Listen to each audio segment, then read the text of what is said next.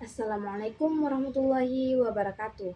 Perkenalkan, saya atas nama Iftah dari Fakultas Pendidikan Agama Islam Angkatan 23 dengan NIM 23801023. Pada kesempatan ini, saya akan mempresentasikan materi saya yang berjudul Penilaian Acuan Patokan, yaitu PAP.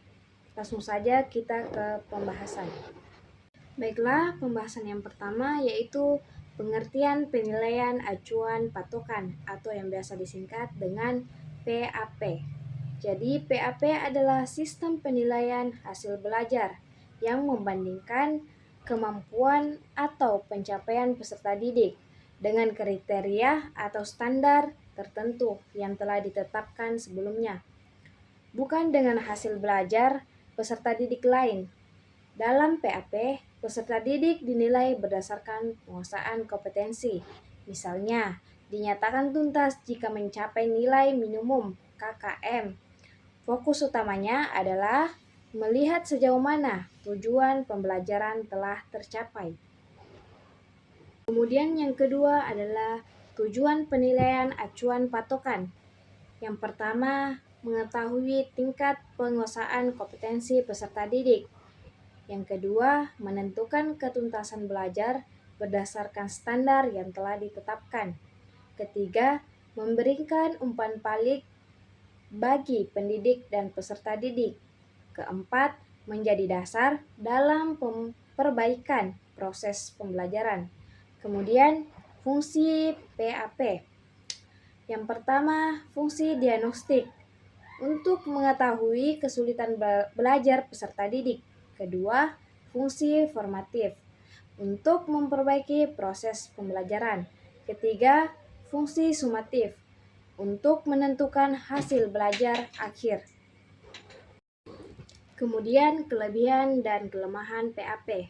Kelebihan PAP yang pertama, lebih adil karena setiap peserta didik dinilai berdasarkan standar yang sama. Kedua, mendorong peserta didik untuk mencapai kompetensi yang ditargetkan. Ketiga, memudahkan guru dalam menentukan ketuntasan belajar. Keempat, sesuai dengan sistem pembelajaran berbasis kompetensi. Kemudian kelemahan. Yang pertama, penyusunan kriteria penilaian memerlukan perencanaan yang matang. Kedua, kurang memperhatikan perbedaan kemampuan awal peserta didik. Ketiga, membutuhkan instrumen penilaian yang valid dan reliable. Kemudian, penerapan PAP dalam pembelajaran dalam praktik pembelajaran. Jadi, penerapan PAP dalam praktik pembelajaran diterapkan dengan cara menetapkan kriteria ketuntasan minimal atau KKM atau standar pencapaian kompetensi peserta didik dinyatakan tuntas apabila nilai yang diperoleh sama atau lebih tinggi dari kriteria tersebut. Misalnya, dalam mata pelajaran matematika pada tingkat sekolah menengah pertama, KKM ditetapkan sebesar 75 untuk kompetensi menyelesaikan soal sistem persamaan linear dua variabel. Setiap peserta didik yang mendapatkan nilai 75 atau lebih dinyatakan tuntas, sedangkan yang di bawahnya akan mengikuti bimbingan, belajar, dan mengulang penilaian pada kompetensi yang sama, hingga mencapai ketuntasan. Tidak ada pembagian peringkat berdasarkan perbandingan antar peserta didik. Kemudian karakteristik PAP.